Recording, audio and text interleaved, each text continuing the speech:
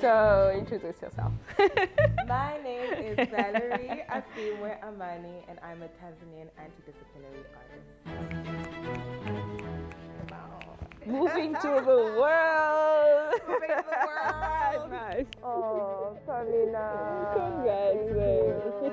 Thank you.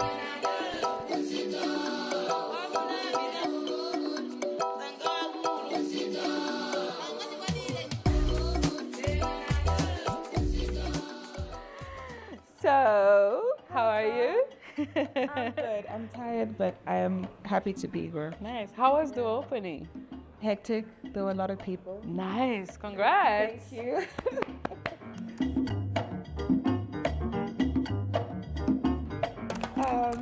Nice. Yeah, it felt good because this was very different from the first Tanzanian pavilion.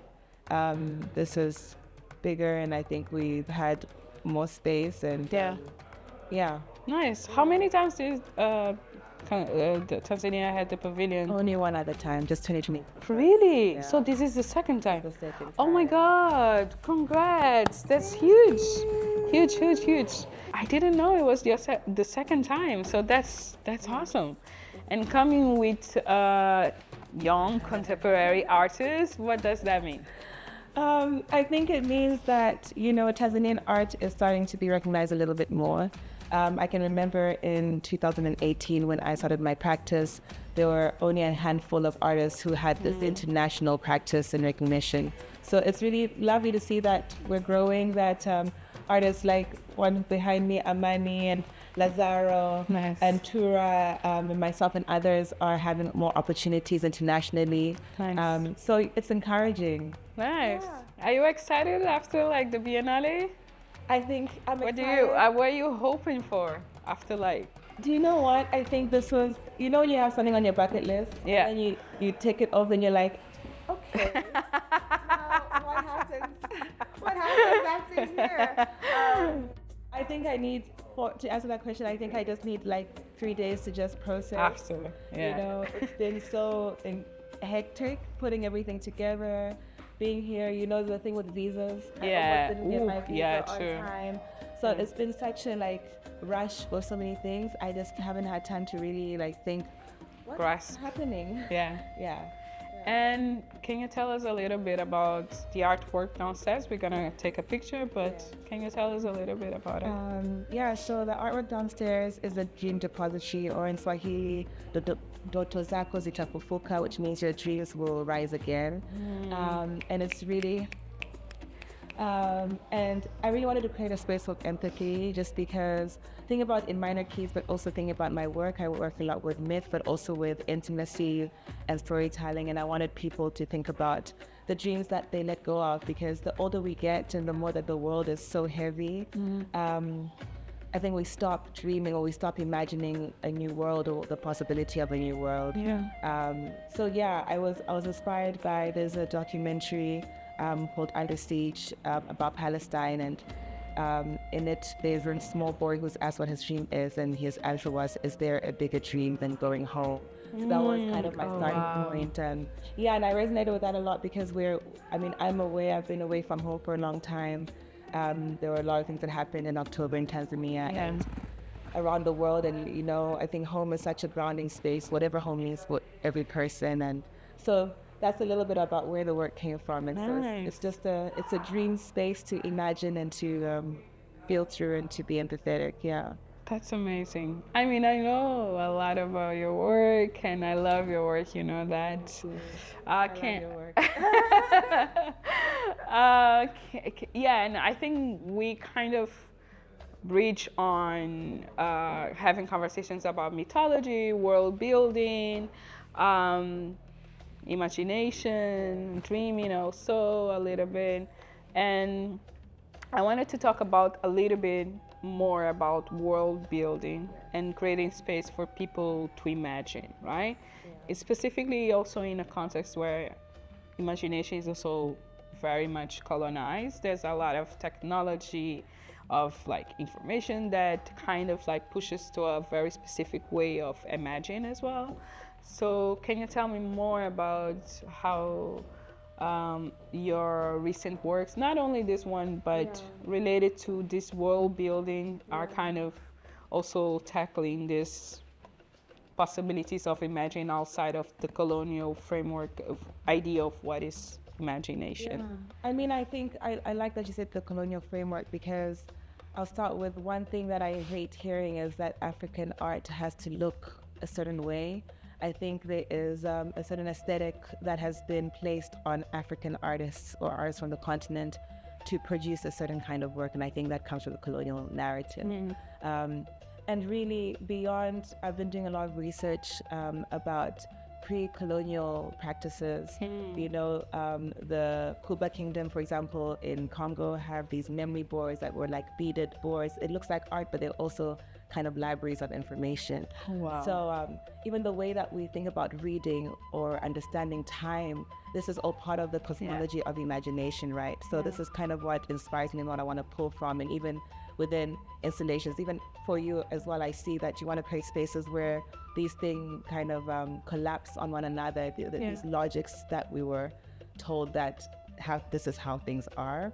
So I think that's what I try to do with a lot of my work, just try and first of all fight against this idea that, oh, I'm an African artist, so my work should look like this and this and this, but also think about beyond coloniality, pre-coloniality, kind of the technologies that were existing, that were there, and I kind of try and pull from those as well. Nice. Okay.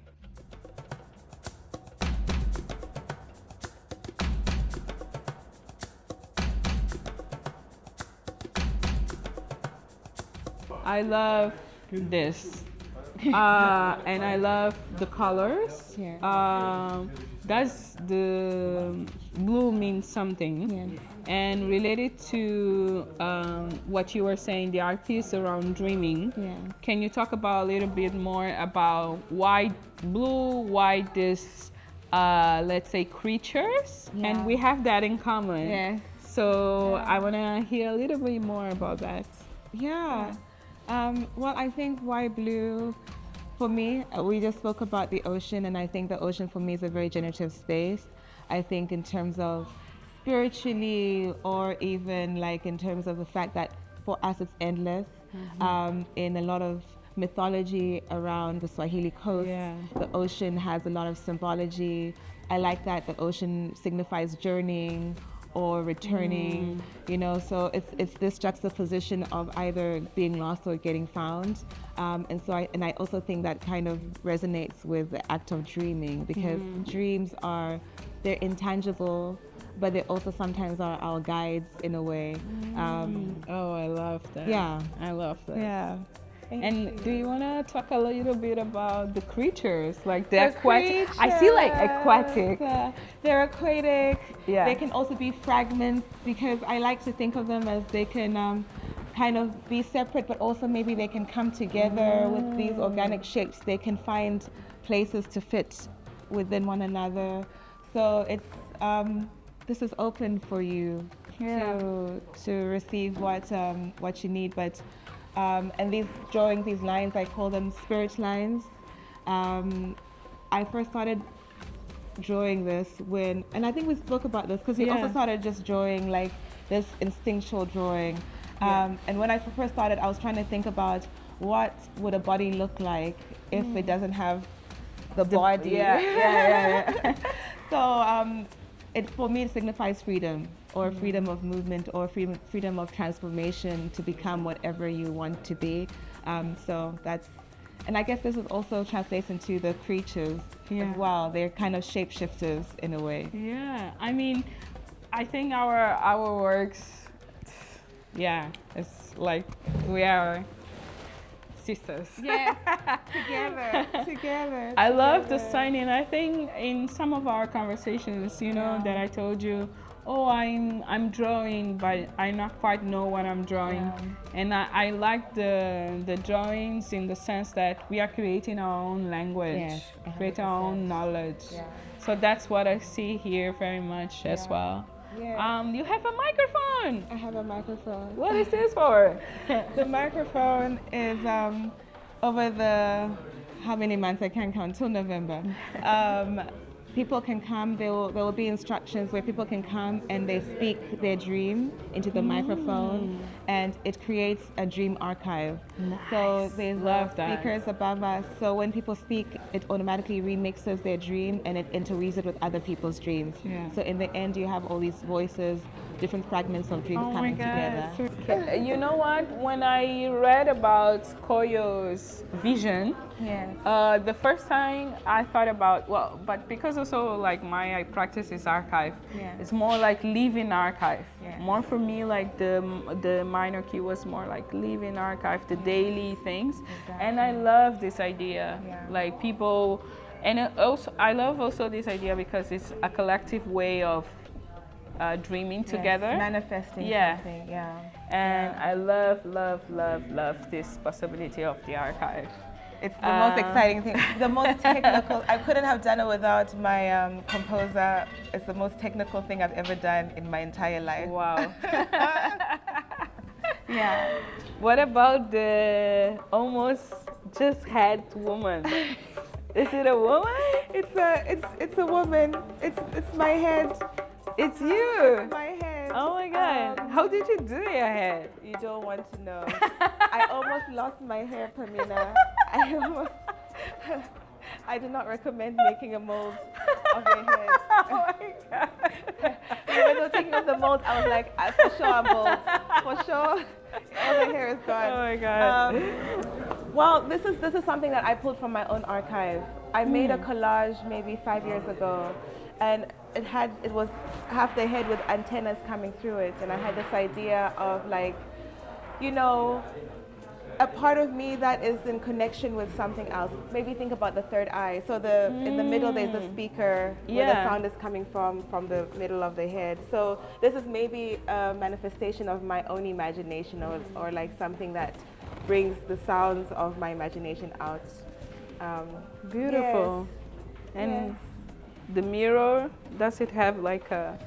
The mirror does have meaning. It got a bit battered from the opening, but I mean, mirrors I think have a lot of meaning in our cosmology as well.